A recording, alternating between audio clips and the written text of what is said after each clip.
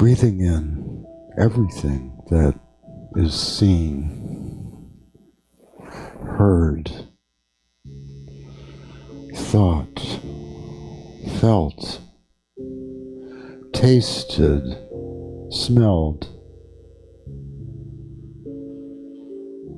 This is the breath of life, ever flowing,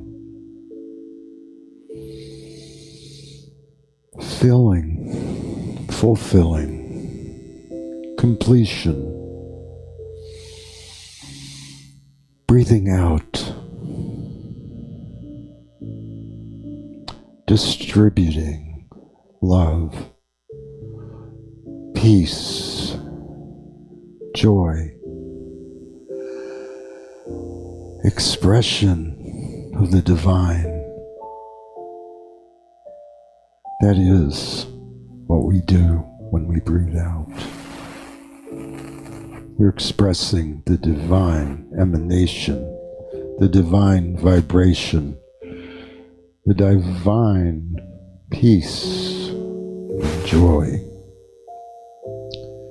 that fulfills every need of every cell in every life, from small to large. The miracle is the distribution of this joy, this love, as we individually turn on that switch and allow that breath to come in. Joyously allowing that breath to fill every space, hidden, revealed, local, external. Yes, I allow this.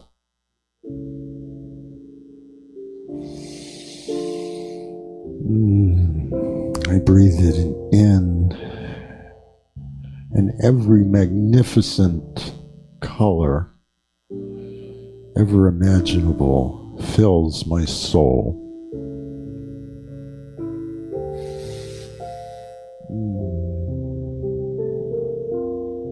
Like the multicolored wires in a telephone cable, just carrying all the vibrations of all the emanations of all spirit that is every life,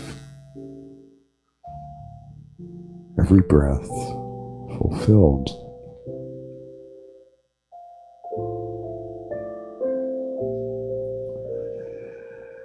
Now just gently settle into this awareness of who you are.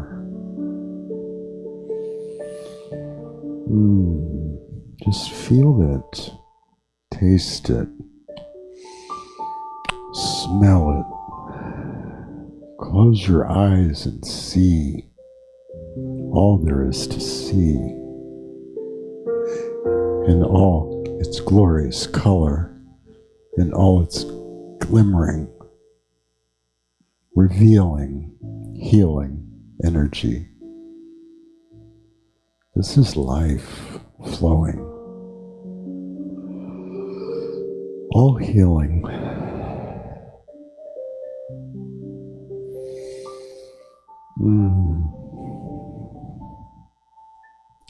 Take one of your magic wands, your hand. It can be your left hand, your right hand, doesn't matter.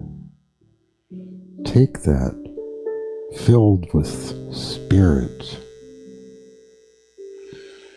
Take that wand of life, your hand, and just hover around your heart area, your chest. As you hover your hand, your magic wand, feel the energy just there emanating. That energy, that's your breath, That's your life.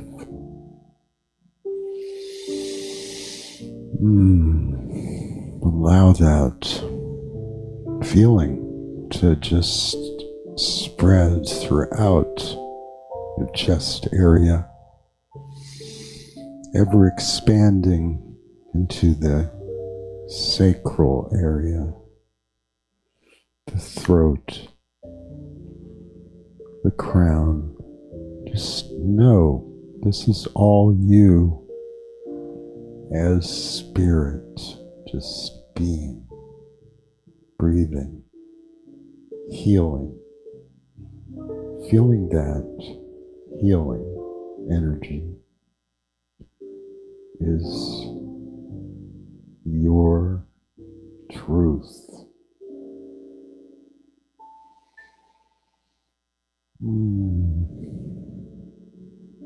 Feel that stuff, whatever it is, just rolling off, dissipating. As you breathe out, as your body breathes out, all breathing out is release, release, release the stress. That feels good.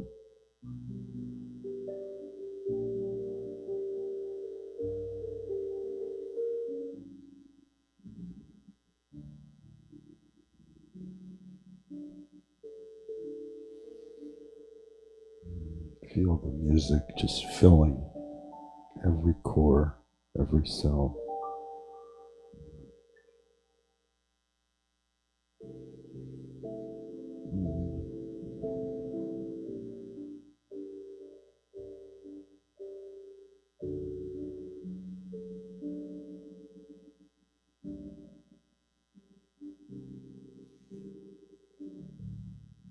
Deep in the silence, in that place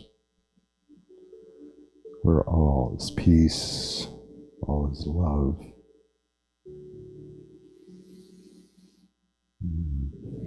All is good.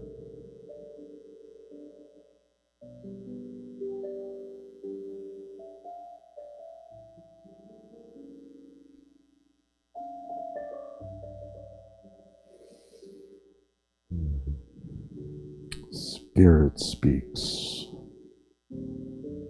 All is good.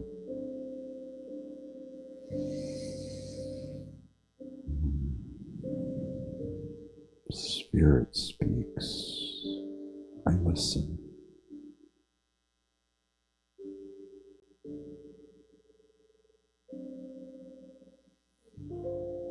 Deeply I listen.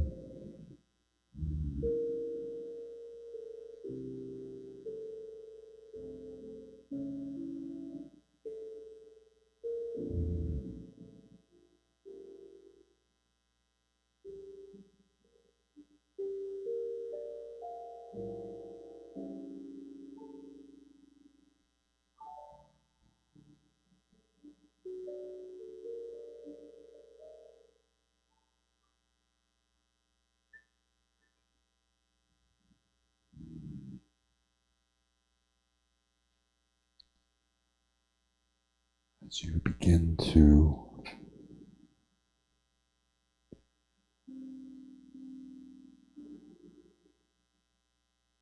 to be aware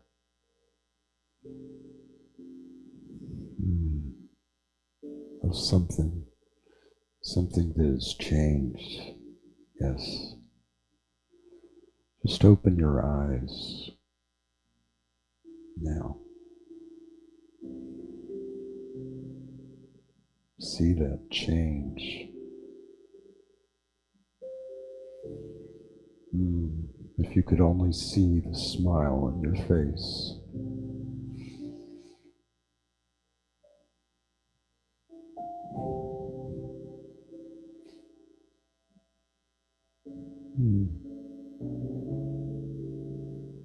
Spirit is smiling through you now.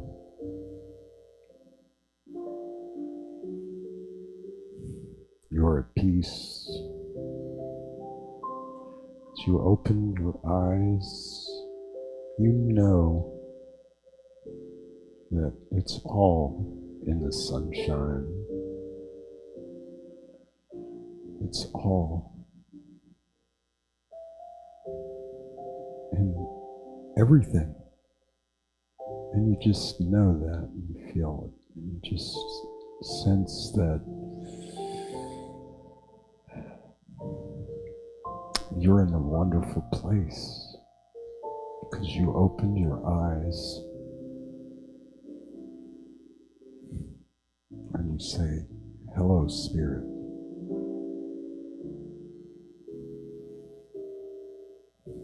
And you see all the people just looking, smiling.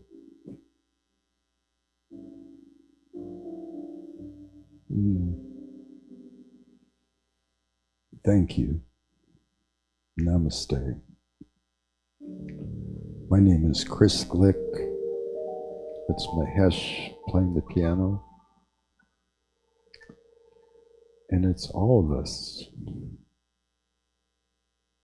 Thank you. The service will begin shortly. Namaste.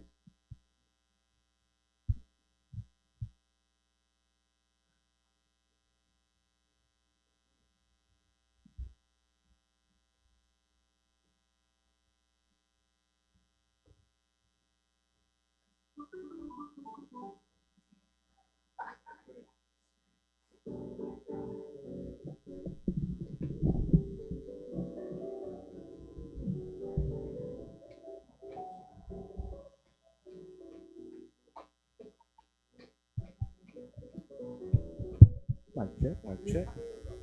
Test, test, test, test. Testing, testing, 1, 2, 3. Mic check.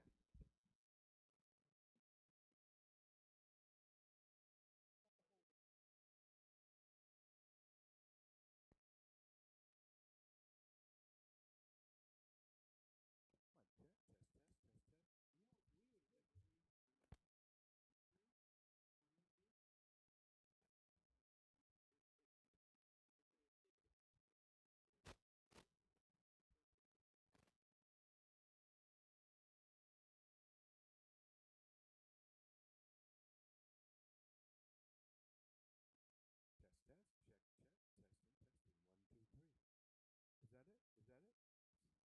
Sounds like we have a level. Is there a level in the house? Yes. Oh, absolutely. Ladies and gentlemen, a miracle has just occurred. Sound has returned from a place where there was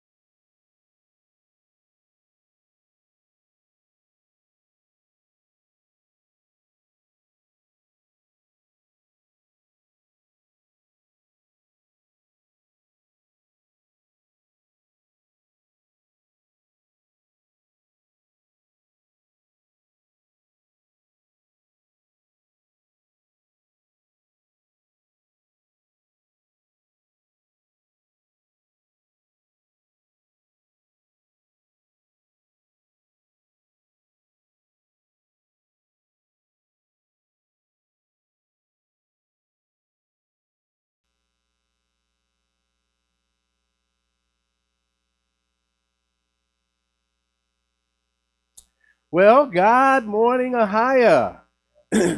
Yes, yes, yes. And welcome to live streaming, live service at the beautiful Center for Spiritual Living in Pasadena, California, USA, right in the heart of the theater district.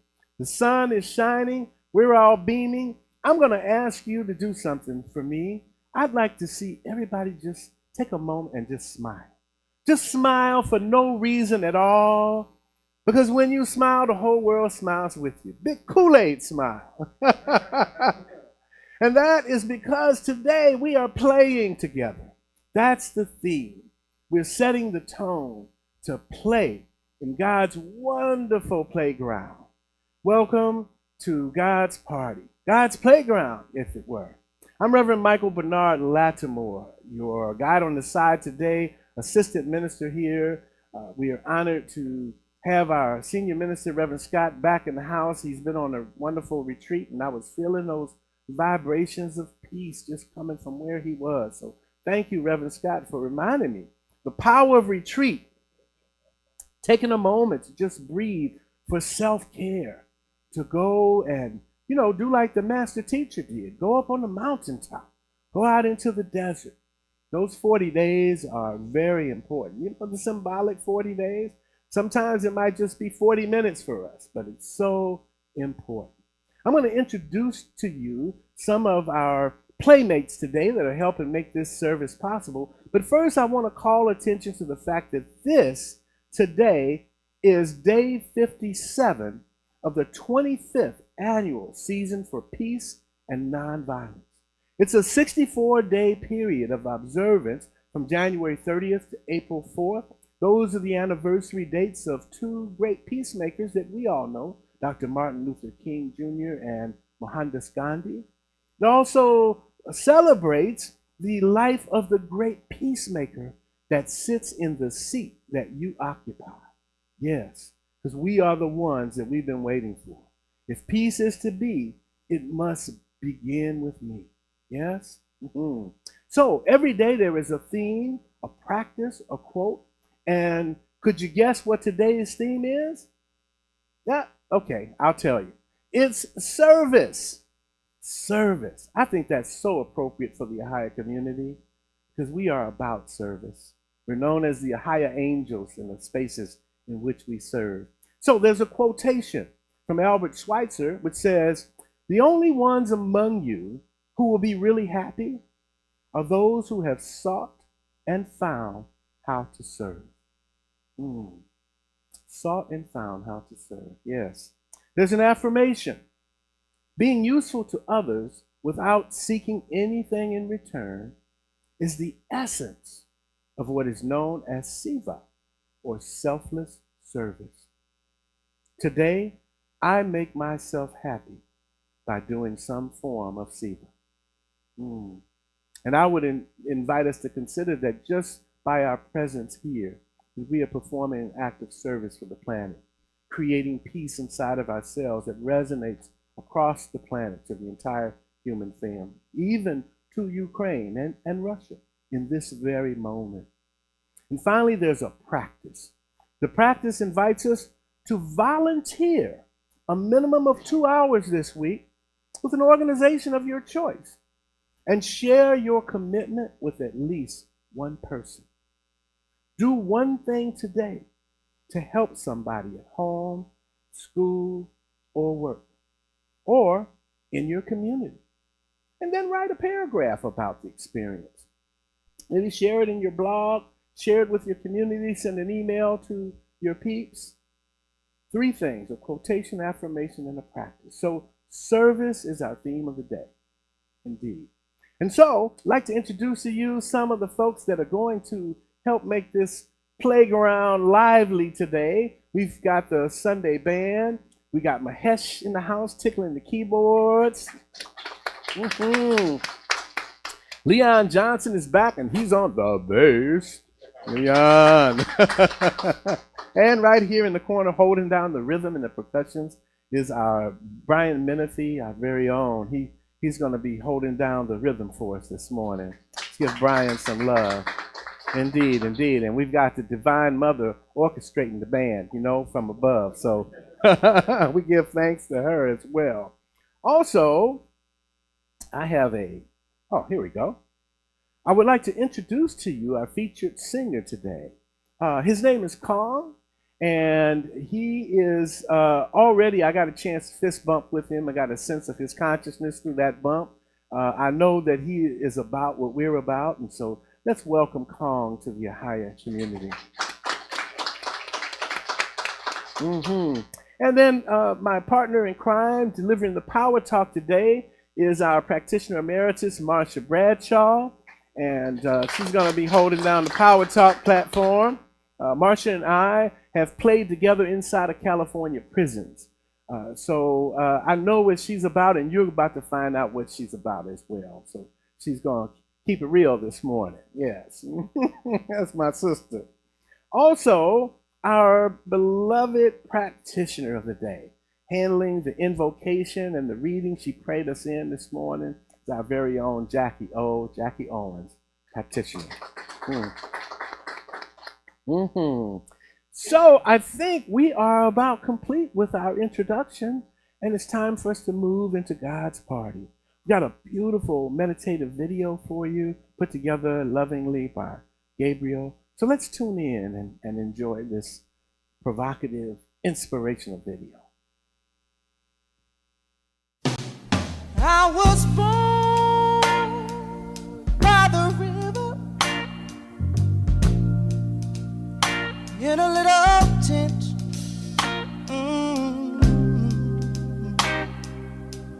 Like the river I've been running ever since. It's been a long time coming, but I know change gonna come. Oh, yes, it will.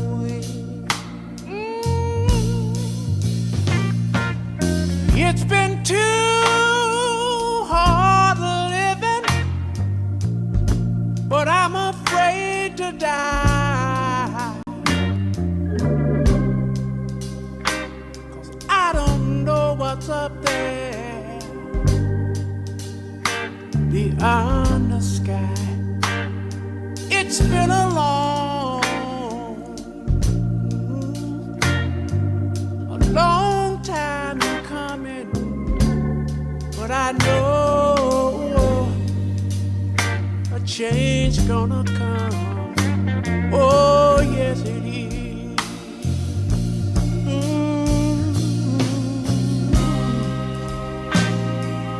Then I go to my brother.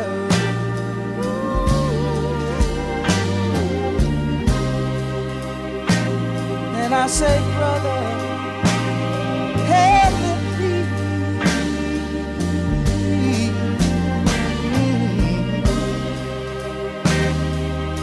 But he wind up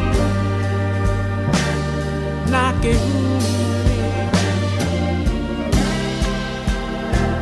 back down on the knees. There've been times that I thought I couldn't last for long. But now I think I'm able, Father, to carry on. And it's been a long time coming, but I know change gonna come. Oh, yes it is. Yes it is. Yes it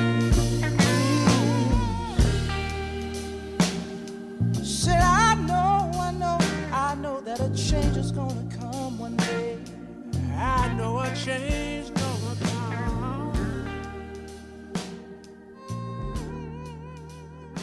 Yes it is.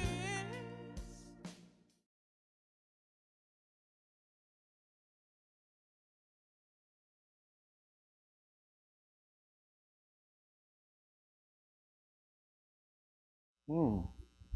Amen. Yes, let's give that a round of applause. Absolutely. Thank you, Gabriel. Yes, indeed. And as I invite our practitioner to come to the platform, I want to take a moment to acknowledge those people that I failed to acknowledge at first. Harris in the back, our technical director, he's running our slides and making everything go smooth like butter. Gloria, invisible in the sound booth, but we can hear her loud and clear. Gloria, thank you so much for your service, your Siva as our sound technician. And of course, Brother Troy in the back holding down the parking lot, bringing in the breakfast and the donuts. Troy, I want to give you some love. And all of you, please come forward, Jackie O. I've got your mic ready for you now. This is Jackie Owens, our beloved practitioner of the day.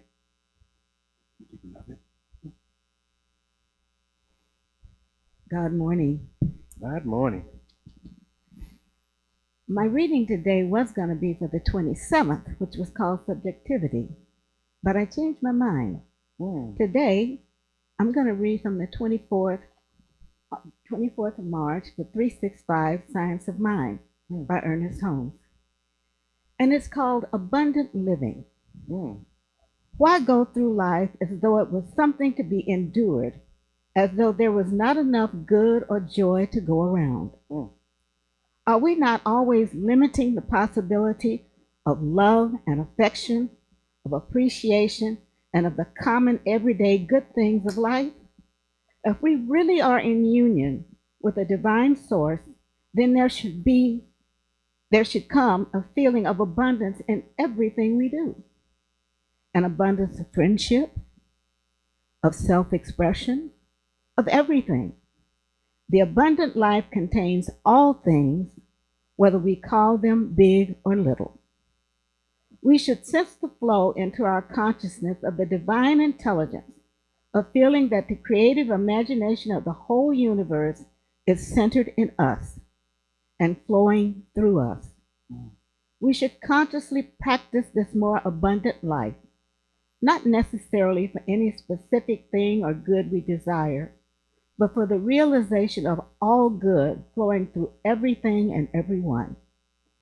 Attuning our consciousness to this divine abundance, automatically we find a betterment in everything we do, a broader and deeper experience, a higher realization, and a greater good. Amen. Today, I expect more abundant life. I am keeping my whole mind and thought and expectation open to new experiences, to happier events, to a more complete self-expression. Giving out more love, I expect greater love in return. Sharing with others whatever good things I have, I expect all life to share with me the good that it possesses. Seeing beauty everywhere, I expect a revelation of still more beauty. Seeing joy in everything, I expect more laughter. More deeply sensing the divine tranquility in which all things exist, I expect a deeper consciousness of peace and security. Through it all, I feel that I am in the embrace of a warm, loving presence, forever seeking an outlet through me. Thou openest thine hand and satisfiest the desire of every living thing. Psalms 145, verse 16. Now, if you'll join me, take a deep centering breath and close your eyes if you feel so to do, knowing that there is only one life, one divine intelligence, one master of peace, joy, love, and happiness. And that one life is the life of God. And that life is my life right now. Everything that God is, I am. And everything that I am, God is. And knowing this to be the truth of me, I know it to be the truth of each and every person that is here in Ahiah in person today and on our virtual broadcast. We are one with God. We are part of everything that God is. And being so, I speak my word for the safety and love of all people, that each and every person knows the love of Spirit and know that Spirit is right there at the center of whatever is taking place.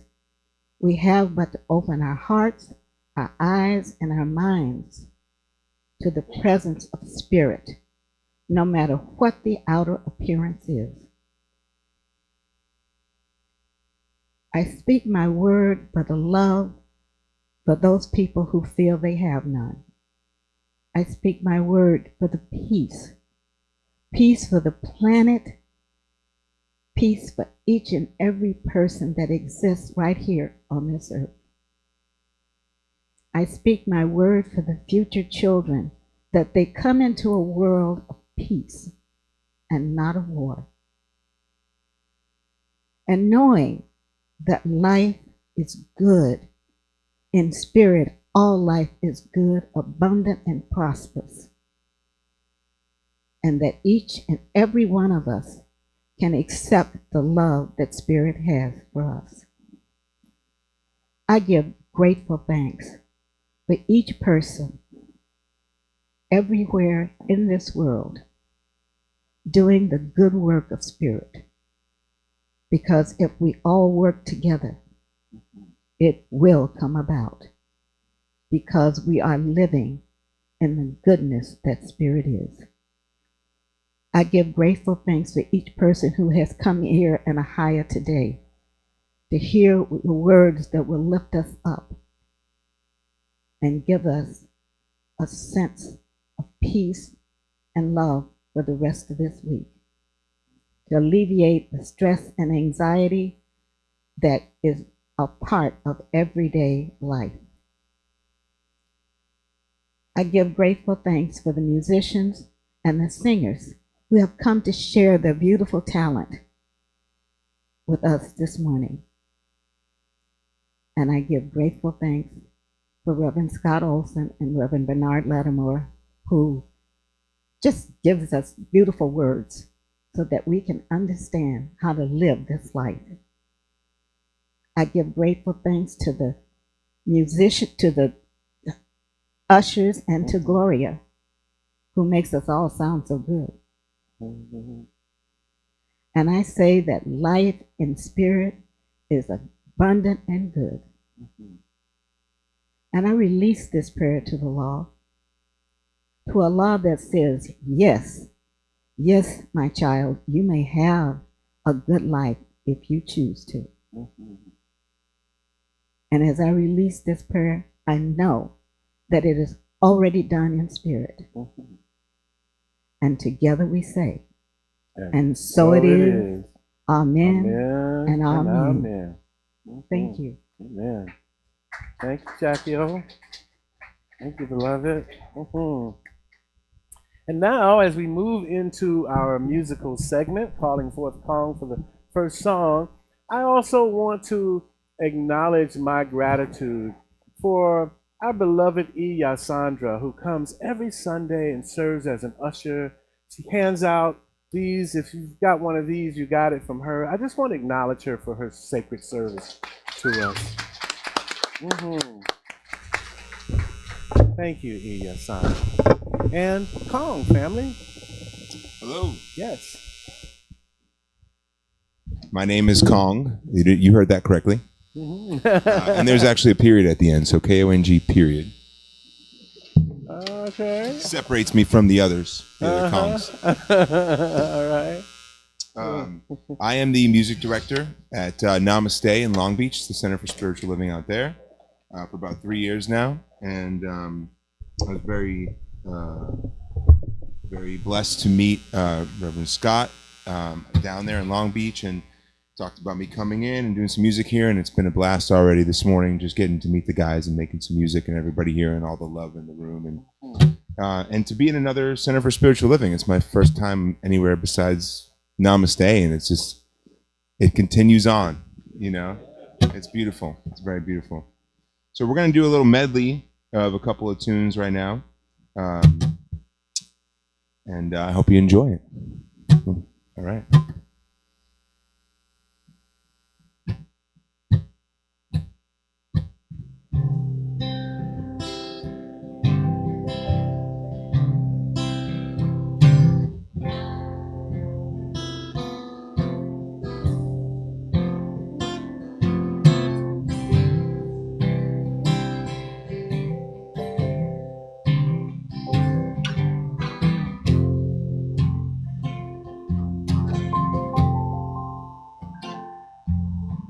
So we live in our old van, travel all across the land, me and you. We'll end up hand in hand, somewhere down on the sand, me and you. Just as free, as free as we'll ever be.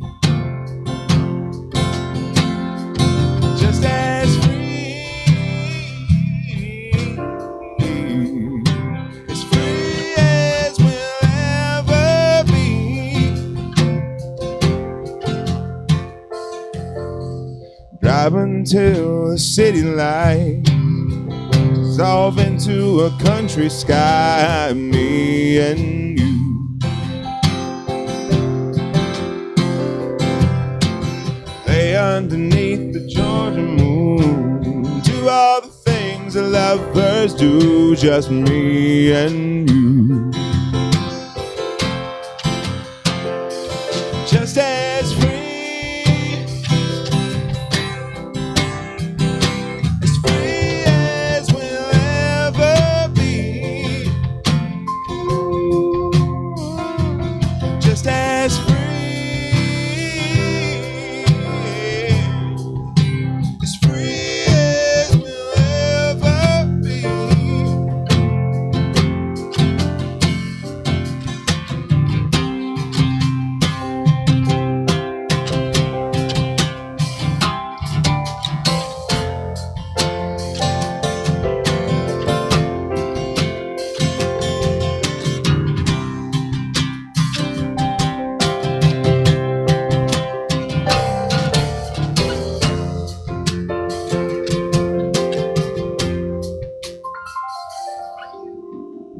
We were born before the wind,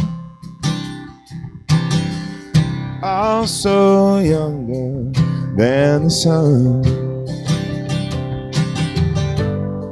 Yeah, the bonnie boat was one as we sailed into the mystic.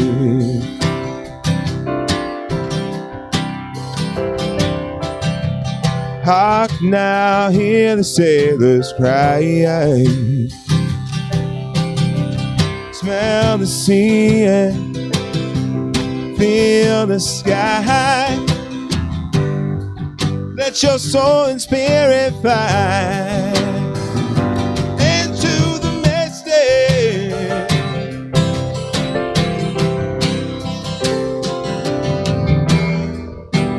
When that foghorn blows, I'm coming home.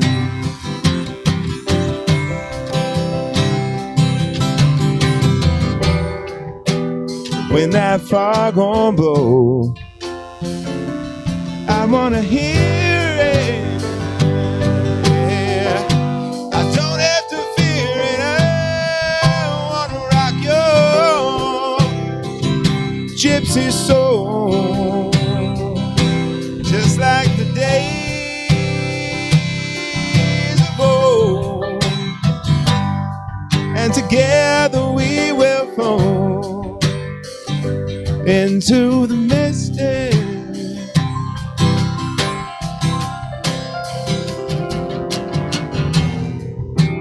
when that foghorn blows, I'll be coming home.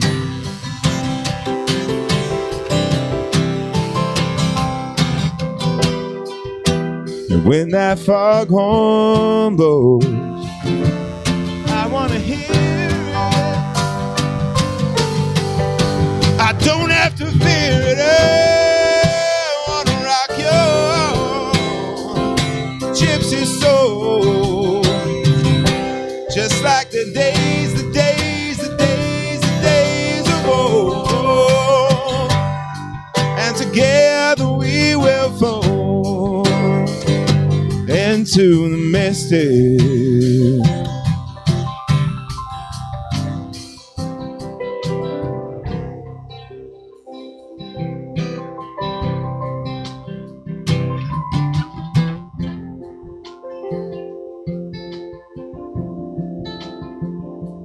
Just as free as we'll ever be. Just as free as we'll ever be.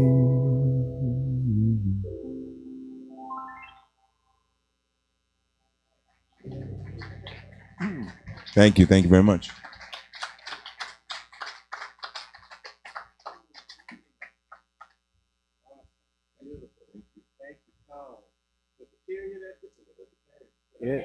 It is done. It is done, brother. Thank you so much. As free as we'll ever be. Ah, I love that. I love that. I love this slide too. This slide reminds us of the 80th anniversary of the Ahiah Center for Spiritual Living, formerly known as the Pasadena Church of Religious Science, brought to life by the divine feminine through a sister named Elizabeth Larson, who founded the Pasadena Church of Religious Science. This was a phenomenal accomplishment. The help of Ernest Holmes, founder of Science of Mind. And she brought up this center in the smack dab in the middle of Pasadena, which is a bedrock of traditional Orthodox religion. But this woman, she saw through different eyes. She saw a vision that 80 years later, you and I would be here doing the work that we're doing on ourselves, in our communities, and in the world. So I really want to acknowledge her for saying yes to that vision that was planted in her and setting the example for us, each one of us, to say yes to that vision that's planted inside of us. Yes. Woo. So last week, Reverend Scott talked about a book called All I Really Need to Know I Learned in Kindergarten. Which reminded me that all I ever need to learn is I learned in the Ahiah kindergarten. And I learned it with playing with all of you.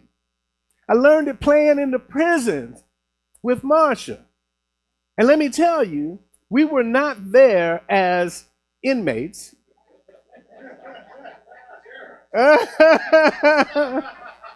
Well, maybe in another life. But we were there as servants, trusted, loving servants of peace. And I want to just open up with this first quote. I think it is so powerful. It's by Charles Schaefer, who is called the father of play therapy. He actually founded the Institute of Play Therapy, which teaches you how to play in life to make your life big. He says that we are never more fully alive, more completely ourselves, or more deeply engrossed in anything than when we are playing. So I'm going to invite up to the platform my beloved prayer warrior, Sister Marsha Bradshaw, who I know knows something about playing, knows something about being herself and knows something about this topic today. So come on down, my sister. Let's give her a round of applause.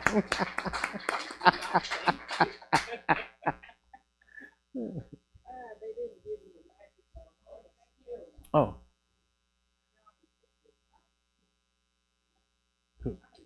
You got to turn it on. That'll help. Yeah. Oh, I have a microphone, folks. Watch out. Playing together. I thought that was funny. And I say that I thought that was funny. They didn't want me to talk about playing together. Not this one. So, and I'm going to refer to Reverend Scott. And we learned everything in kindergarten. That's why I said they didn't want me to talk about playing together. I never went to kindergarten. So I didn't learn it. So I said to myself, you need to sit down and let somebody else do this talk. Because you didn't learn how to play. And then it occurred to me that the question I would ask when I think about playing, I really think about work. Work? But that's what we're trying to not talk about, is work. And I have to say to you that when I think about work, that's when I think about playing. Because I made work my play. And that's how I could really work. You know that thing about what the therapist said? About you play full out? You don't think about it? Well, when I made work my play, I didn't think about it. I enjoyed work.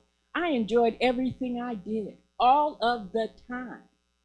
I could go into a strifeful situation that when you walked in the door, it looked strifeful.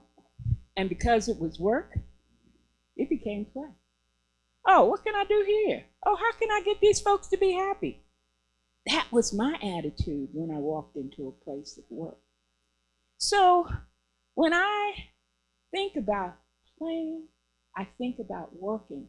And then I started to think, well, what does that look like? And you know, when I asked that question, I looked around in my life and I got it. I noticed that Reverend Michael and I play together and work together. And we do it well. It's kind of a synchronicity that we have. And it's a graceful interaction that we never talked about. We just kind of noticed. It was there. And it was so much fun that we just had each other's back, no matter what we were doing. So when he talks about us being in the prison, it's absolutely true. We came upon this thing that we did together, and that was work and play. And when we came upon it, we couldn't let it go. So I had to follow him to Pasadena. Now, mind you, I lived in Milwaukee when I was doing this. I lived in Milwaukee. But I had lived in California, and I had lived in Pasadena, and I did know I was coming back to Pasadena. But it was just obvious to me that I needed to come to this center because we had the ability to play and work together. So as I'm talking in the month of International Women, I have to say to you that as a woman, I was working really, really hard because I was raising children. I was going to school. I had some demanding jobs. And in the midst of that, I really did have to make my work my play. I had to gather myself in order to enjoy every moment of that. And I have to tell you that when you make your work your play, it's awesome. And I also have to tell you, and it's not because I'm teaching prayer and meditation, but prayer and meditation is what brought me there. Because someone told me at one point, if you got a lot of work to do, then you need to meditate as long as you can. And as long as you think about how much work you have to do, you need to meditate at least that long. So if you think your work is going to challenge you for 2 hours, then meditate for 2 hours. Find a way to do that. Because then your work will absolutely be your play. And I can tell you that that's how I learned to make my work my play. And I'm serious. Walking into an environment where no one cared that I was there or even wanted me there. When I walked in the door and I saw the sights I saw and I saw the people I saw, I just said, okay, how can we play? How can we play? Because that was going to make the difference in the environment for me. And I have to tell you, when I left one of my jobs, and it wasn't under the best terms, and when I say that, it's because everybody didn't know how to play. One person said, I can tell you that I thought she was kidding when she would walk up to me every day and say, put a smile on your face, be happy, it's all good. And he said, she wasn't joking, she was serious. She continued to do that because it was true. If you walk in an environment, be happy. Make it play. Because that's the key to having your joy. That's the key to being happy in every environment. So I say, my play is usually laughing with others, sharing with my family and friends, and of course, traveling. Anywhere I go, everywhere I go, I enjoy the environment and I enjoy playing. So my encouragement to you is first to be in prayer and meditation so that Spirit can guide you to the ways you can play when you don't have time to play. And when play isn't your first thought. Then think about how you can play better with others and live a joyful life. So I say this to say, playing together is working together, and working together is playing together. Namaste. Mm-hmm.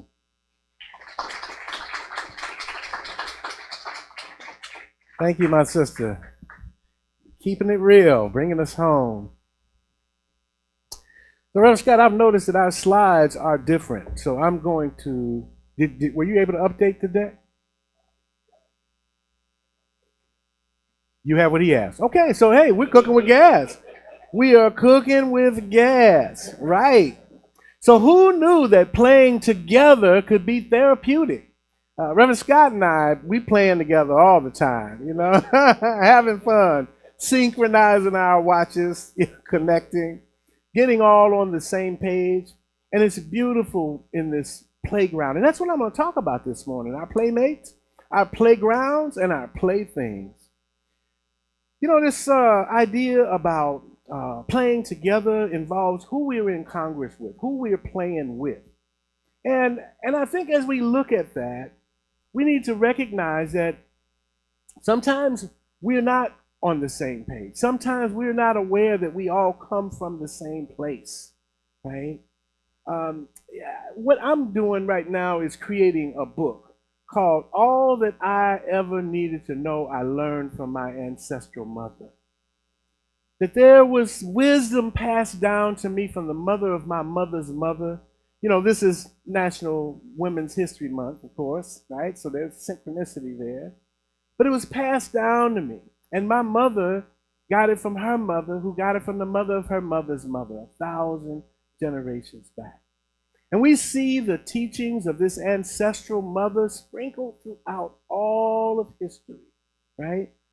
In the African landscape, in thousands of villages and communities, there are different ways that they practice this mystical spirituality. For example, in West Africa, among the Akan and the Twi, there is a type of a language or an instruction that they say is in symbols. And let's see. There we go. They say it's in symbols. When I first took anthropology, they told me that Africa didn't have written language. Well, I would say that Adinkra is similar to Sanskrit, which came out of the Hindu tradition.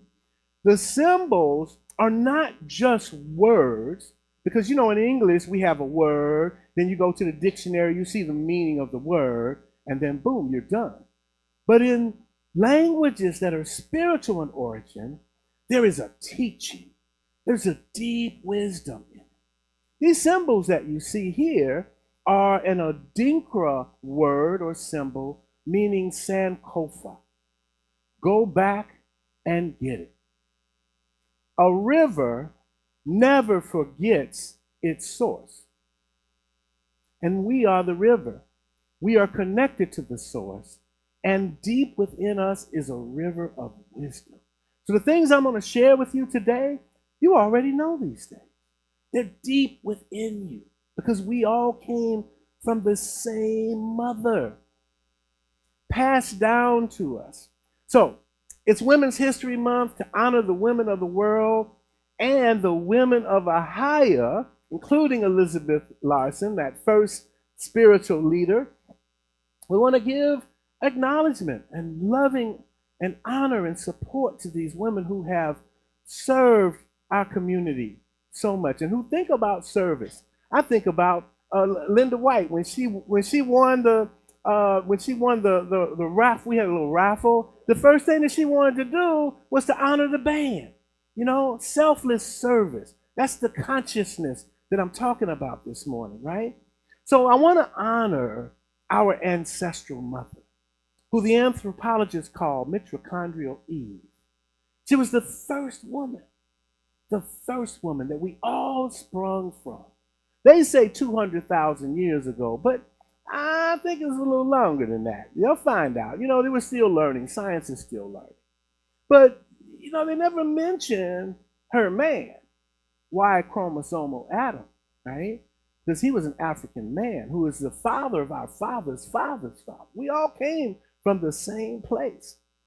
And she, along with her husband, passed on to us not only our DNA, but a culture, a spirituality, a language that lives inside of our hearts and our souls, the essence. And language is a very powerful activator of the culture that's within us. The language that Kong was singing, when he was saying free as we'll ever be, I resonated with that. And I think somebody else probably did too. So language is a connector. And I recently discovered, I did the African ancestry. I'm a genealogist, right? I've been doing this for 20 years, doing DNA testing with all these different services. I've traveled to Europe. I've been to Africa. I've been to Newfoundland, searching out my ancestral roots. And I recently discovered that the father of my father's father was Balanta Brasa. These were people who were from the Nile Valley, who got fed up with the wars that were going on. They said, hey, we're getting out of here. So then they moved to Sudan. And then the Mandinka tried to conquer them. And they were like, nope, we ain't having it. And they moved further west. And then the Ashanti tried to conquer them. And they said, nope, we ain't having it. And the Ashanti named them Balanta, those who resist, because that's the nature of their essence. That's who they are. And then they moved to Guinea-Bissau, where they are today. And I've learned some language of the father of my father's father. I learned that he called God Niyala. Niyala. And when I say Niyala, I feel it in my bones, in my soul, in the core of my being. That was the word that my father's father's father called upon in that darkness of the night. Niyala. So words have energy, they have meaning, culture. And I'm going to share with you some words that came from our ancestral mother, and they popped up in the midst of some people called the Kikongo people. They are in what we call now the Democratic Republic of Congo, and that place was created by the Berlin Conference in 1883 because those lines that you see in Africa, they're completely made up. Completely made up. So these words come from a region that we would look on a map and say, oh, that's the Democratic Republic of Congo. And these people are called the Congo. And they created a pledge. And this pledge has words.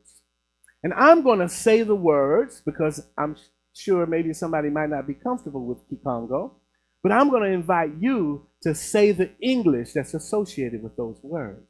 And this is a pledge. So it starts off with, I pledge Tungasana. And I'm going to invite you to say the next phrase with me, the English. To build each other up. I pledge Lungasana. To teach each other. I pledge Vovasana. To speak to each other. I pledge Zayasana. To know each other. I pledge Bukasana. To heal each other. I pledge Lawingasana. To be aware of each other. I pledge Tondasana. To thank each other. I pledge Kinsasana. To care for each other. I pledge Sivasana. To laugh with each other. I pledge Natasana. To carry each other. I pledge Zitasana. To be respectful of each other. I pledge Zolasana. To love each other. Oh, yes, yes, yes. That was the instruction. Straight from Big Mama. You know who Big Mama is, right? Mama of mama's mama's mama, right? The Big Mama. Reminding us, these are our instructions for playing together. When we play with each other like this, magic happens. That's why we're in this building. That's why we're still around after 80 years, having just been a thought in the mind of Elizabeth Larson. Because she had a study group, and the study group evolved. It was just an idea like we do on Tuesday night with the book study. We just get together and we study. We're studying Joel Goldsmith right now. And out of that study came us. And here we are. So today we are invited to remember this pledge that was passed down to us by our ancestors. Now, in the Beloved Community Workshop, we're learning another language called nonviolent communication.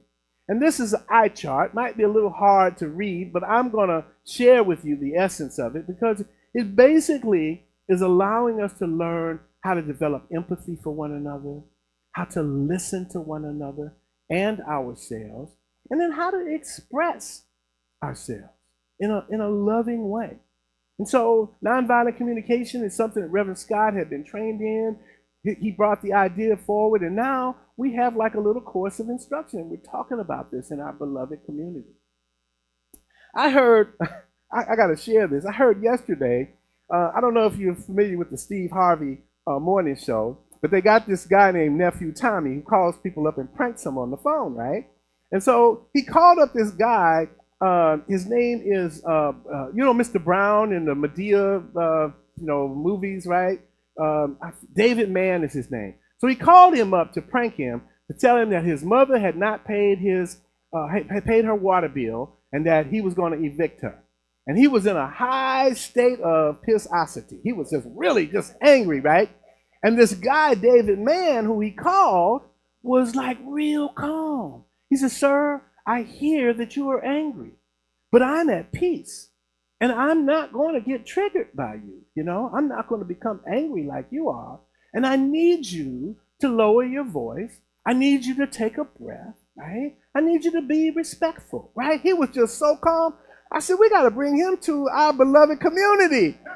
He can teach us how to use that language, you know. So yes, there are languages that we can use to play with each other more effectively. So I'm going to talk about the playmates, the playthings, playgrounds. So first off, I want to take you back to my youth. I've shared with you all that my grandmother, she was the divine mother in my life. I used to be sent south every year from Chicago, because Chicago was pretty crazy in the summertime. You know, people get hot and bothered and upset, and you know, they wanted to get me out of the city because I was a young man, very impressionable. So they put me on the train, send me down south, and my grandmother would take me. And we would be riding together, looking out the window for hours, looking at America go by. And we would see the barnyards and the chicken yards, you know, and the hog pens. And my grandmama, you know, she didn't believe in smoking. That was like not proper for women in those days. So she used to dip a little snuff. Right down, look right there. And make her talk a little funny, you know. And she would say, boy, look at them chickens. You see them cows? Them cows in the pasture with the other cows. And you don't see no hogs out there in the chicken coop. You don't see no chickens out there with them cows neither. She said, remember that, boy, because eagles and buzzards don't fly together. Huh? She said, you watch out who you playing with. You watch out who you in the pasture with. And I'll be, yeah, mama. You know, I call her mama or mother, you know, that was short for mother dear, right? But what she was saying is be careful about our playmates. No, it's important. We can be influencers or we can be influenced. I chose Ahiah. I chose Ahiah members and practitioners, ministers as my playmates, as have many of you. And my reasons are centered on the shared values that we have. Values for service, giving, values for loving one another in our community, and values for learning. That's why we have classes. That's why we do the Tuesday night book study. We've been doing it close to 2 decades now. We got the Wednesday night healing circle, where we come together because we know what's talked about comes about. And we talk about healing. People, of course, bring their issues. They bring their prayer requests, things that they need to reframe and see in a different light. But sometimes this stuff looks kind of spooky. It doesn't look like playing, right? And yet, we got playmates that we can bring our toys to. And we can shift, we can change what we're looking at. And so for decades, we have been playing together on Tuesday and Wednesday nights. This time, we are studying The Thunder of Silence, which is Joel Goldsmith's book. Love Joel Goldsmith. He's a mystic. Sometimes he's a little heady. Sometimes he's up there in that upper room so far, we'd be like, what? But this week, he said something that really applies, that I think we can all learn from. He said that the conditioned mind forms our problems. And there are times when that mind might form an answer to the problem. But that is not what we are seeking, right? We don't want to solve the problem at the same level of mind that created it, right? He says, what we want is a higher capacity than the human mind. And so now, without calling upon the thinking process, we let our mind be an instrument through which the soul can reveal itself. He's reminding us, y'all, that we in earth school together. We in earth kindergarten, and that we're learning, and that everything that happens is for our growth, our upliftment, and our learning. I love that book study. I love the book study. Because our words are energy. They contribute to our thoughts. They're formulated from the sensations and the images in our mind. They become feelings and thoughts. And you all know what happens when a feeling and a thought get together, right? They make a baby, right? And sometimes that baby is an ugly baby. And we don't want nobody telling us our baby is ugly, but sometimes we want to play with somebody that can remind us that no matter what it looks like, that God is in the midst of it. no matter what it looks like, that we need to hold on, help is on the way. It's not over yet. We're looking at wars and rumors of wars. We're looking at this insane melodrama playing out in Eastern Europe. They're the same people. They're the same people. They came from the same place. And yet, like my sponsor used to tell me, sometimes teeth and tongue don't get along. And they got to live in the same mouth, right? So I am called to acceptance. I am called to knowing that the presence and power of peace at the Holy presence is right where they are. And that we're moving through this. All things have a beginning, a middle, and an end. And we are moving through it. And we stand on that foundation. Next, we get to consider our playthings. These are experiences, in the realm of mind. We call them the sensations, the images, the feelings, and the thoughts. Well, they could be our toys if we want. Or we could move into the realm of the holy presence within us, which is like up above all of that stuff. And we become aware that these things, these sensations, the images, the feelings, and the thoughts, they're only illusions of our minds. That we're exercising our degree from MSU, making stuff up. That's what it is. We're just making up stuff, right? So sometimes our playthings are, making up stuff. And what we really need is a foundation grounded in the truth. Not in facts, but in the truth. We need new playthings to make that shift. We've all heard in Science of Mind, change your thinking, change your life. I would add, change your playthings, change your play. Get rid of those old wooden blocks in your toy box. Get you some Legos. And my Legos, my favorite spiritual playthings are spiritual mind treatment. 5 steps to shifting me from the mind into the truth. Right? God is, I am. I know God is doing what God always does.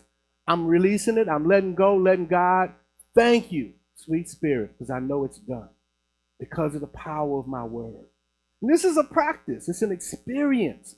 It's not about something that we read in the book. Marsha's doing the treatment and meditation class. I am guaranteeing you take that class, it will change your life in ways that you could have never anticipated. And the guarantee is that you could have your old life back if it doesn't work. So meditation, treatment, learning, taking classes, teaching others, and demonstrations. These are all forms of prayer. Prayer is not just supplication, oh please God, fix this, do this.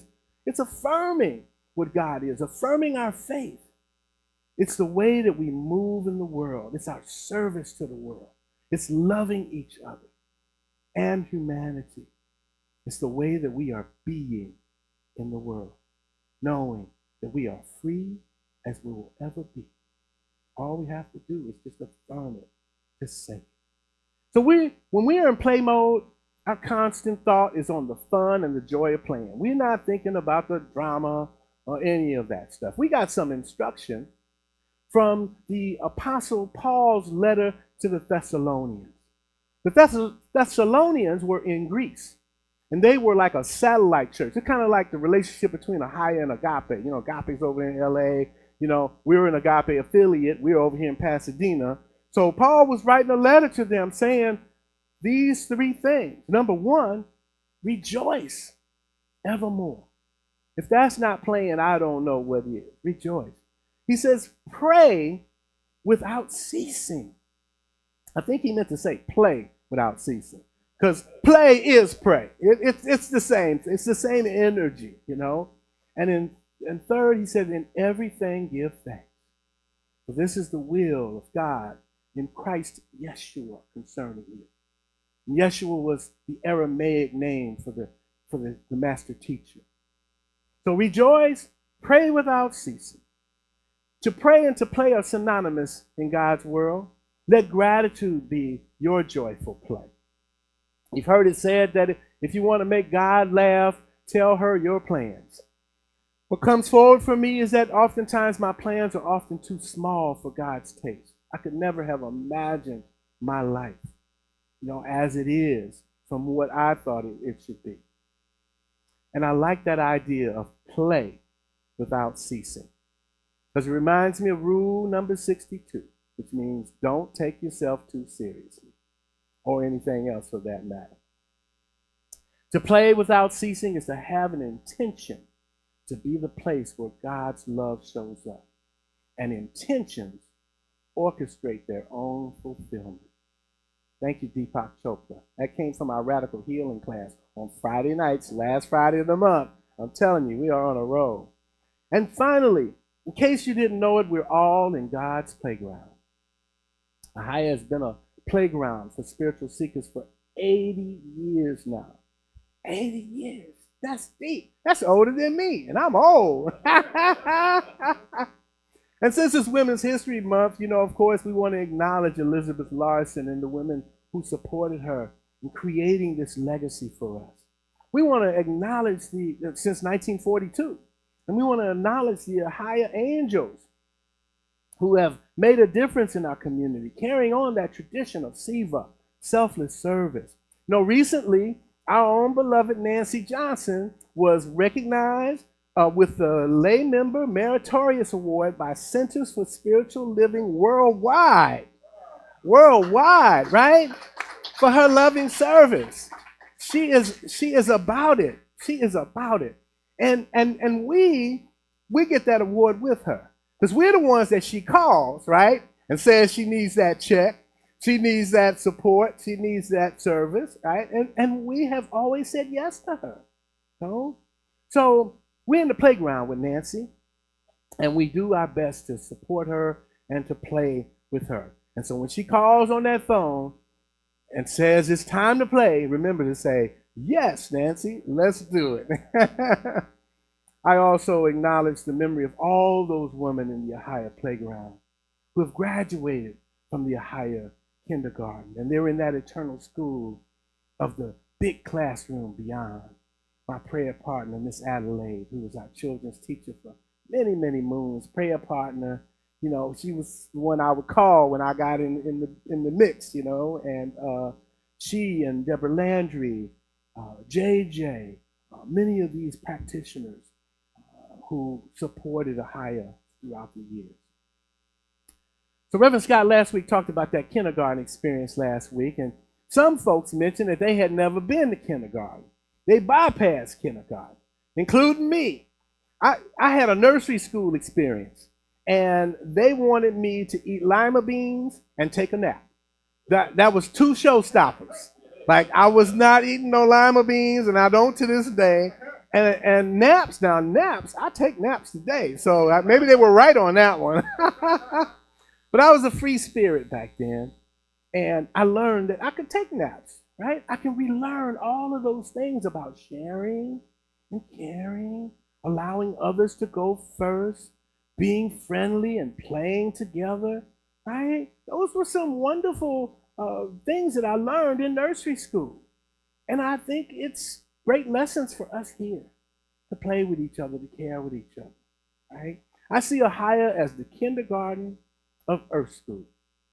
So if you never went to kindergarten like me, we invite you to now come have the joy of playmates that are committed to co-creating a life of joy. Folks whose intention is to live happy, joyous, and free, and to create a world that works for everyone, with no one left out. So Goldsmith reminds us that we are merely trying to understand. We are merely trying to understand. Not understand the problem, but understand the reality behind the problem. If we can be perfectly quiet and perfectly still, with no attempt to overcome, destroy, remove, or escape from any condition or circumstance, the flow of the Spirit will rush in, and there will be freedom. Goldsmith is reminding us to just say that magical word, okay. Okay, God, I am what thou art. Thou art what I am. And I know no matter what it looks like that you are in the midst of this. Show yourself. Show yourself. That was Yogananda's prayer, who built this center right here. Show yourself, God. That was his prayer. And I love that. I love that, of being able to play with God that way. So they're reminding us of the power of acceptance, that it is what it is. And that's all it is. And all things have a beginning and a middle and an end with God in the midst. So in closing, I want to share with you that sometimes what sounds like a good idea is not such a good idea. Unfortunately, we only discover that after the fact. We look back and say, well, I thought that was a good idea, but maybe not. The reason that I'm such a good playmate is that I came from the dinosaur days when we actually had friends and we went outside to play. So Saturday night, after a late night of watching Shock Theater, Frankenstein and the Wolfman, Dracula, all the monster movies late, and they would tell you, don't watch this alone, but I did it anyway. And then I'd wake up 7 a.m. in the morning. I would hear outside my window, Michael! And it was my friends calling me to come outside and play. It was Saturday. I hopped up out the bed, ran in the bathroom. I combed my teeth and brushed my hair. I would, and my mom would be saying, boy, don't forget to wash your face. Get that sleep out your eyes. You better brush your teeth. And you better be back in this house before the street light come on. I was like, yeah, Mama, I will. And I'm putting on my pants and throwing on my t-shirt because we are going out to play. We didn't know what we were doing or where we were going, but we knew that it was about play. And sometimes we would go to Thule Park. Thule Park, you lived in our neighborhood, So Thule Park was the swimming pool, which had recently been desegregated. So we could go to the swimming pool, right? Stop at people's apple trees and berry trees and get us some snacks on the way. We go to the swamps, these places where in our neighborhood, actually, that part of Chicago was a floodplain, right? I never knew that. It was a floodplain. And there were these huge swamps, just big places with water, and we would make rafts and, just do all kind of crazy stuff. So what Winnie Pooh said, the point is that every day was an adventure. We never knew what was going to happen. Winnie the Pooh said, we didn't realize we were making memories. We just knew we were having fun. And that's what time it was. We were having a blast. So one day we decided that the reason everything was all messed up is because we didn't have a secret hiding place. The kids on the other streets would come over, get in our snow forts. They would get in our forts, get in our business, and we needed a secret hiding place. So we decided we were going to make a hiding place. And then somebody said, yeah, and we can make it underground. And we was like, yeah, underground. So we started off digging this hole to China. Yeah, we were digging and digging and digging. And then somebody said, well, you know what? When we get it done, we should have a cookout. And then they were like, oh, yeah, cookout, right. Somebody need to go buy some marshmallows and hot dogs and stuff. So first, you got to go hustle up some bottles to get some money, turn that in, then go get the marshmallows and the hot dogs. And some buns, too, while you're at it, right? And then somebody else was like, well, somebody's got to dig. So then we had a digging team. And, we dug for days and days and days. We thought we might get to China, if we kept going, so we slowed down a little bit. And in 1999, I took my family back to my neighborhood, right across on South Park, right there on 83rd, and that dent in the ground is still there. It's still there. Still there. Depot hole. So we got it. We dug out little seats in the walls, and then we made a slide, like we put cardboard down so you could just slide down in the hole. It was so cool, right? It was hard getting out, but you could slide down in there. So we did that.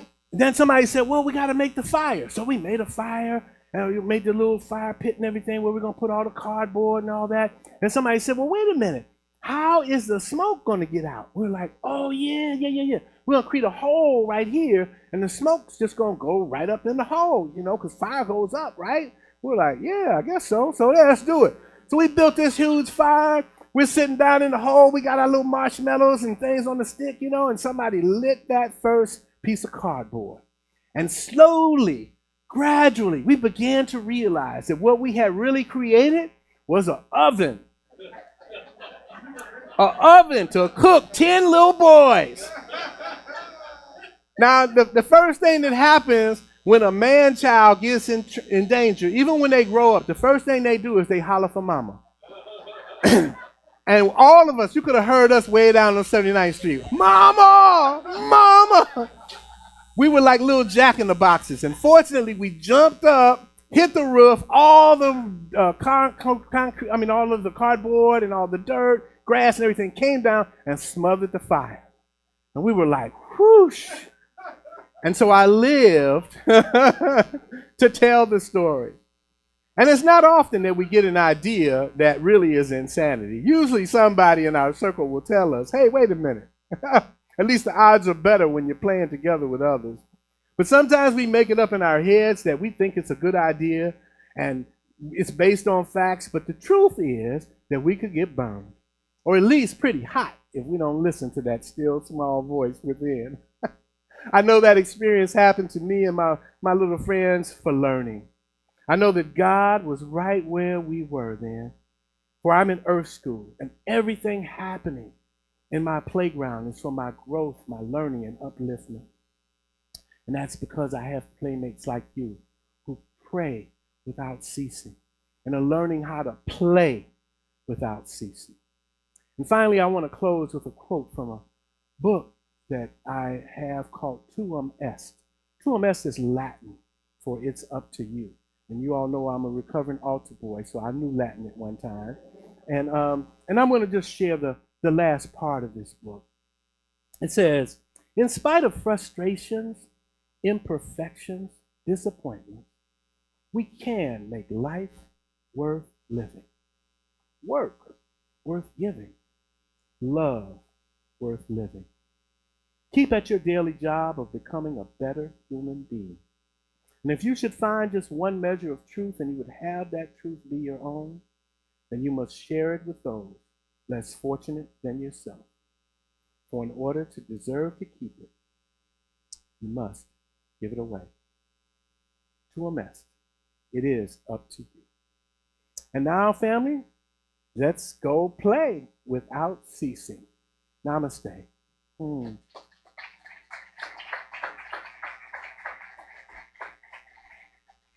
And before we pray out, let's say our affirmation together. I am playful in my community. Once more, I am playful in my community. Awesome. And we'll have plenty of time to play this afternoon. But please join with me as we turn within to that secret and sacred place. And we just draw in a breath together. A deep centering and cleansing breath.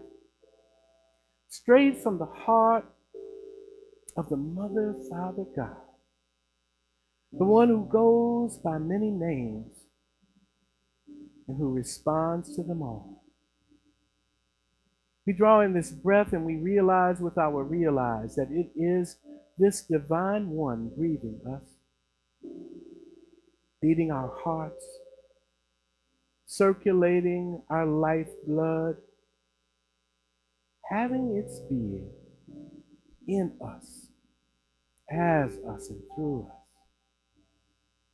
And it is from this place that we stand on sacred ground, on this amazing playground of the Most High. And we call forward that Comforter who brings the peace that surpasses all understanding to any and all areas of our life where that peace is needed. For just by calling it into our mind's eye, we bring it forth. For I am what thou art what I am.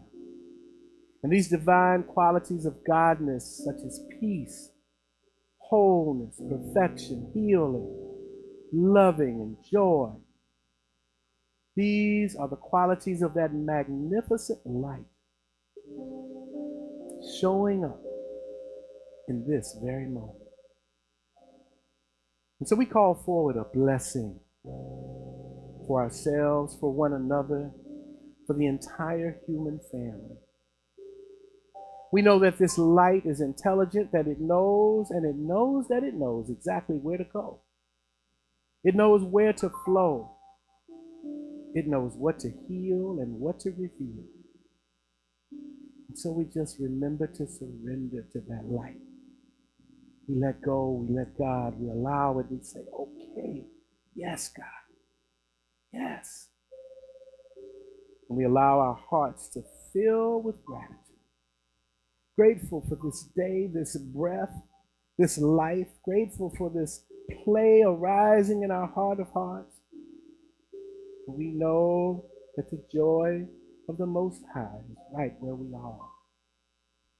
We celebrate it. We celebrate one another.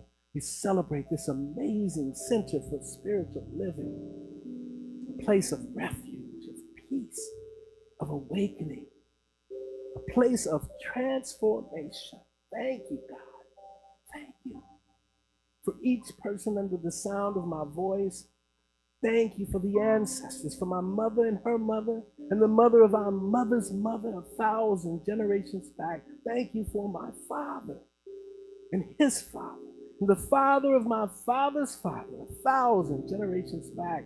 Thank you for my descendants, those who are yet to be, who may be on their way, and for all the children of the world, for they belong to me and to you, oh God. I release this word. I loose it and allow it to be. Lifting my eyes, emulating the master teacher Yeshua, as he said, thank you, Mother, Father, God, for we know even before we call, you have said yes. I allow it to be done, knowing that it's already done in the mind of the one. I let it be done in my mind even now. And we join together in one accord, in play, in light, in joy, as we simply say, and so it is. Amen and amen. Mashe. Thank you, family. We need some music. Yes, we need some music. Let the joyful noise be made. Thank you, Con. Thank you, brother. Pass it on. World needs it. Absolutely. Yes. Let's play. Yes, let's play. Speaking of playing, would you want to stand up and sing and dance a little bit with me, maybe? Clap your hands. What do you say? Should we play? Yeah. Only if you're feeling up for it.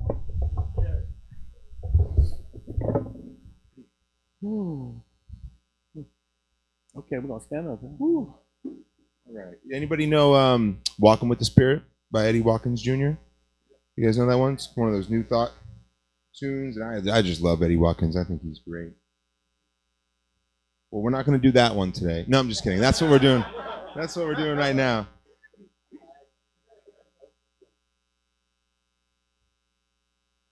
All right. Ready?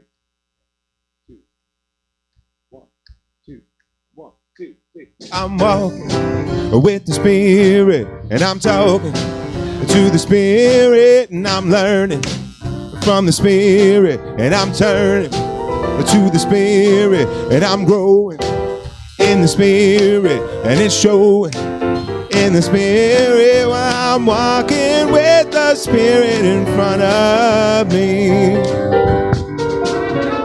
When I find myself in one of those situations that's leading me to some kind of drama or confrontation, I go within, I get plugged into my friend before it's too late. I put the Spirit in front of me to make those crooked places straight. Well, I'm walking with the Spirit, and I'm talking, let me sing, with the Spirit, and I'm learning from the Spirit, and I'm turning to the Spirit, and I'm growing with the Spirit, and it's showing in the Spirit while I'm walking with the Spirit in front of me. When I find myself in one of those situations that I don't know what to do and I got no explanation, I go within, I get plugged in, oh, go for a revelation. 10 times out of 9, things will work out fine without my participation. Oh, well, I'm walking with the Spirit, and I'm talking to the Spirit, and I'm learning from the Spirit, and I'm turning to the Spirit, and I'm growing in the Spirit, and it's showing in the Spirit. Well, I'm walking with the Spirit in front of. Can we get a piano solo on the hook? Piano solo. Woo! Mahesh, right? Yeah. Ow!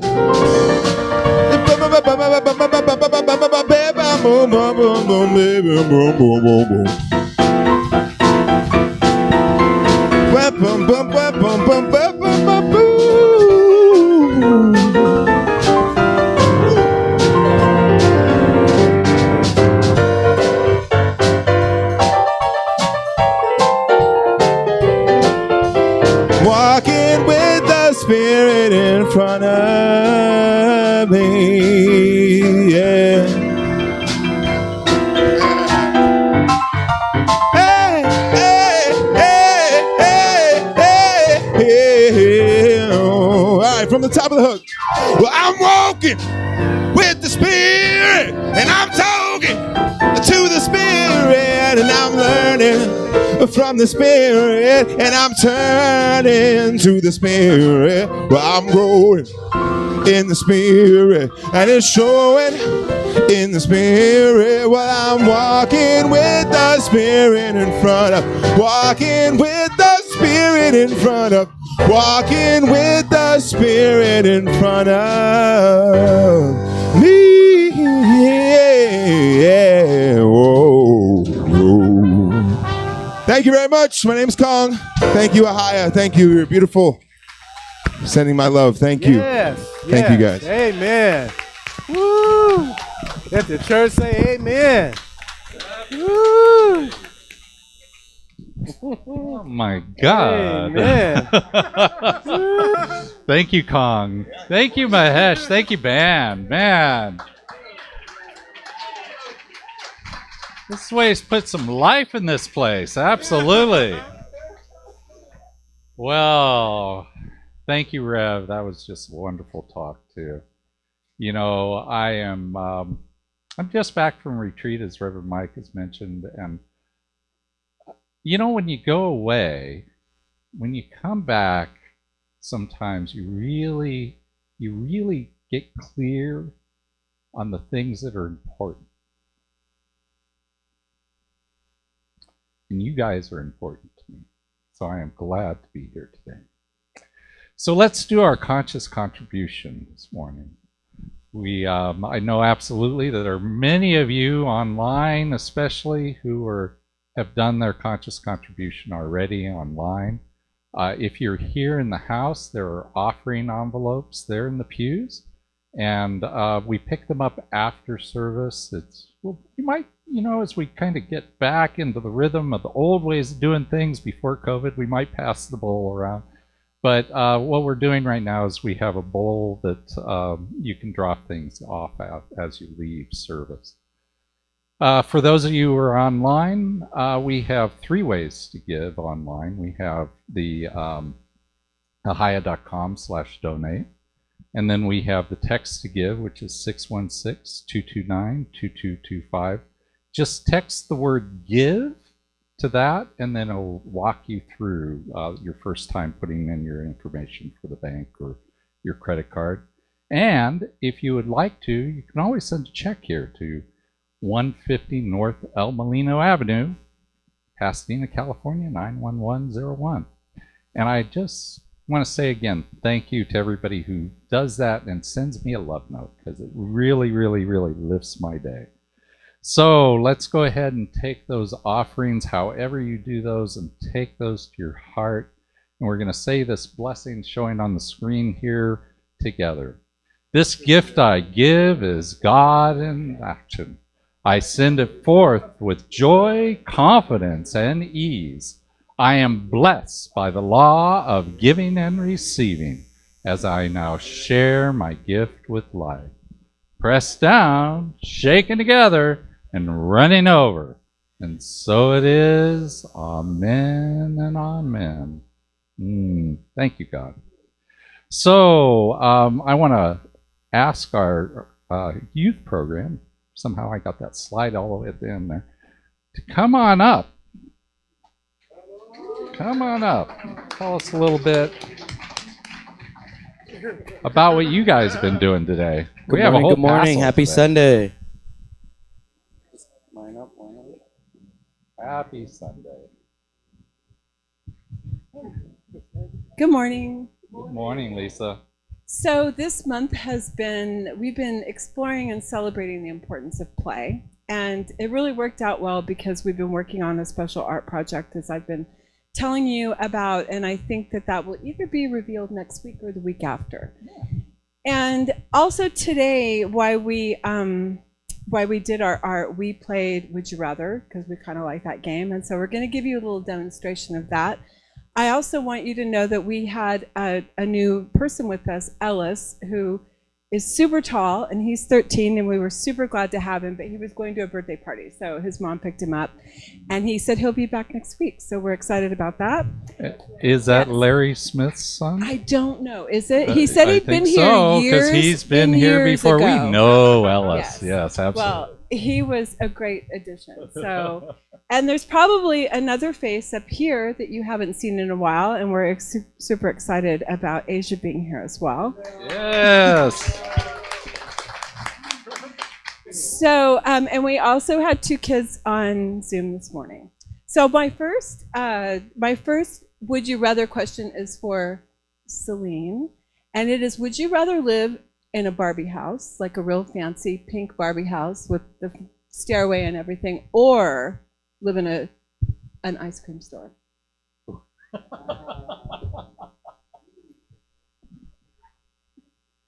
She's thinking.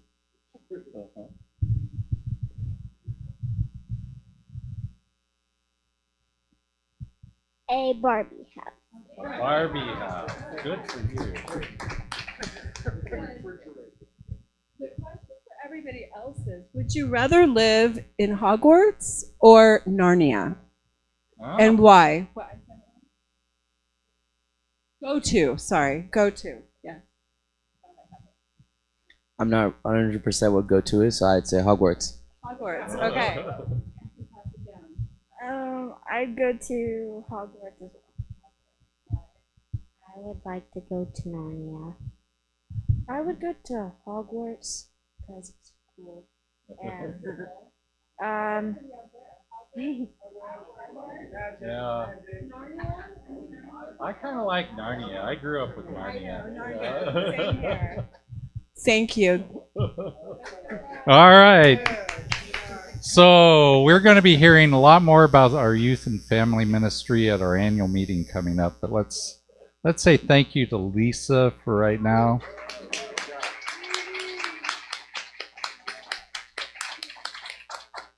I want to remind everybody that we have wonderful practitioners here. You can meet our practitioners online, or you can meet them here.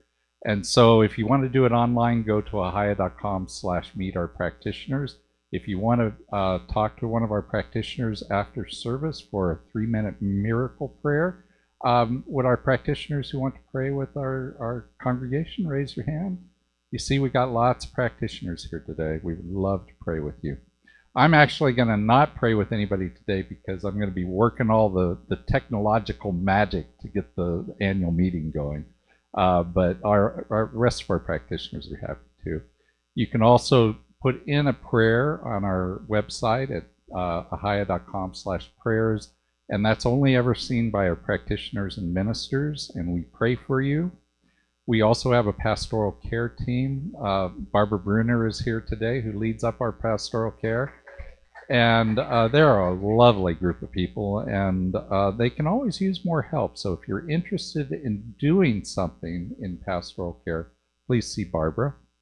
We have Dial a Prayer, a way to lift your spirits up. You just go to ahiah.com, and there's a Dial a Prayer under one of the tabs. You'll find it. or you can call into our number here at the office and hit option 7. Either of those work. You get a prayer and a reading that gets renewed every week. So now our annual meeting. This is a very important date. We only do this once a year, and we get together for a couple of hours and we do a number of things. One of those is we talk about the finances, and then we also talk about what our vision is for where we're headed. And we talk about a whole bunch of things. Reverend Mike's going to be sharing what he's been doing. We also are going to be talking about youth and family ministry this time around. So we'll give you a presentation on what we're doing on that. And then last fall, we are going to be voting in a new board member, because Gloria, the person who is back behind the curtain there, like the Wizard of Oz, right, who's been doing our sound, she's also on our board of trustees, and she's been our treasurer for the last 3 years. So you're going to see her final treasurer performance of for a while anyway. She has to be off the board for at least a year, according to our bylaws. So she's going to be doing her presentation that this time, but she's leaving the board because she's finished her 3-year term. So we're going to be doing an election for our next board member, and we'll talk a lot more about that. In order to vote in that election, you're going to have one of these little green bands if you're here at service. We're also going to be doing this on Zoom, so members who are on Zoom can also vote. So either way, if you're here or you're online, you'll be able to vote. If you're here, though, you have to have this little thing. If you're online, we're going to put a little member badge next to you so that we know who the members are. So after service, it's going to take us about 30 minutes to get swapped over so we can do the annual meeting. It's a 2-hour meeting. I love for you guys to be here. All right? And if you're a member, that is great. I really want you to be here to do the voting. If you're not a member, I would still love you to be here, because maybe you'll decide to be a member. That's one reason. But also so that you get to see what we're doing as a community. And I'd love for everybody to stick around, be at Ahiah.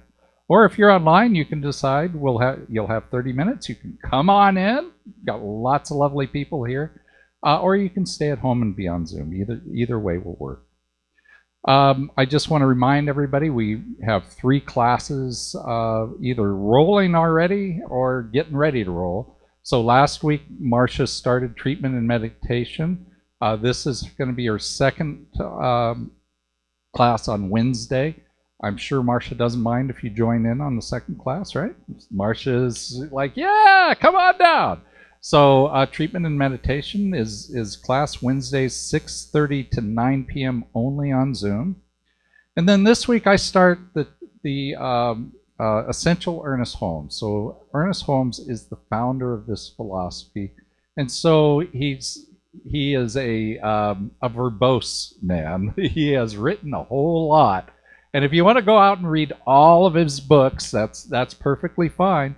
But if you just want to get down to the essentials, what are the basic ideas, and then let me and the class help you with whatever you are working on right now in your life.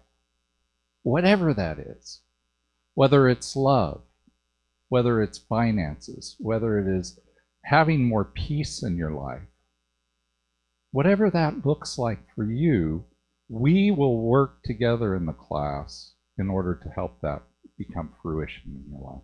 So Essential Ernest, it's on Tuesdays starting this Tuesday.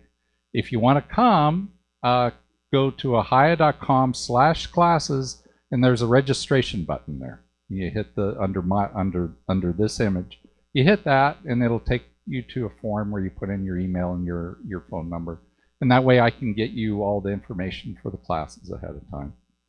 And then This Thing Called You is a class by Patricia Roach, another one of our practitioner emeritus. She's going to be teaching it here at Ahiah starting April 3rd, which is next week. So starting Sunday next week, it's taught for 2 hours, I believe it is. Well, 12:45 to 3:30 is what she says, and it starts 4:03 and ends 5:29. And this thing called You is, I believe, Ernest Holmes' best book because it's short, precise, easy to understand, and she's got a lot of really great experientials and everything for you also.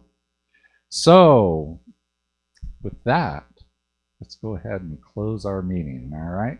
So we have up here on the screen we have the benediction. If you'll just go ahead and read along with me with a very prayerful attitude. Mm-hmm. This, something. I got the wrong thing in my head. See, this is what happens when you go on a retreat. You get too relaxed. Something wonderful is happening through me right now. It is this thing called life. Life is in my mind. Life is in my body. Life is in all of my affairs. I accept it. I am it. And I share it. Just the way it appears and just the way it appears not. Thank you, life. Amen and amen. So. This week, I'm going to ask the band to do a real quick thing because we're going to be switching over the sound and everything, all right? But I love to see you guys at the annual meeting. Reverend, I'm going to be real busy in the next half hour, so Reverend Mike's going to be saying hello to you. And, if I haven't met you yet, I would love to meet you next week, okay? Love you guys. Have a great week. Thank you, and namaste. Thank you.